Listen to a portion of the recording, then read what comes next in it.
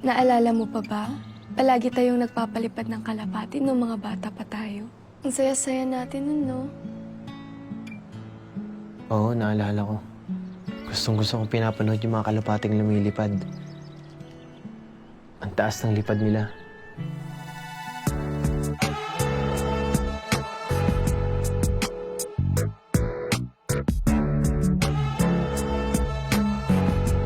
Hindi ka naman nagsasabi na ipasok ka ng pasok.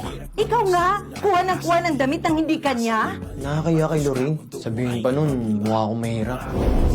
Julius, Sir. familiar yung suot mo, ha? Sir.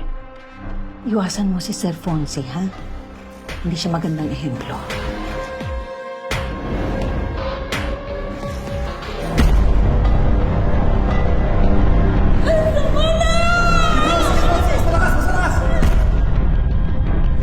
Dead!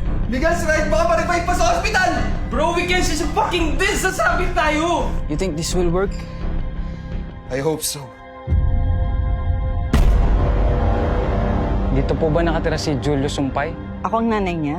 Gusto lang po namin siyang imbitahan sa presinto tungkol po sa pagamatay ni Miss Jenny Martinez. Tay, gusto ko malinis yung pangalan mo. I want justice for my daughter.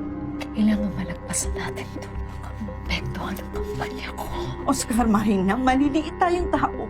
Tiyak ako. Diretso sa Montis, Julius. Sinong pumatay sa babae? Hindi ako, sir! Yes ka, ha? Ilabas niyo ang anak ko!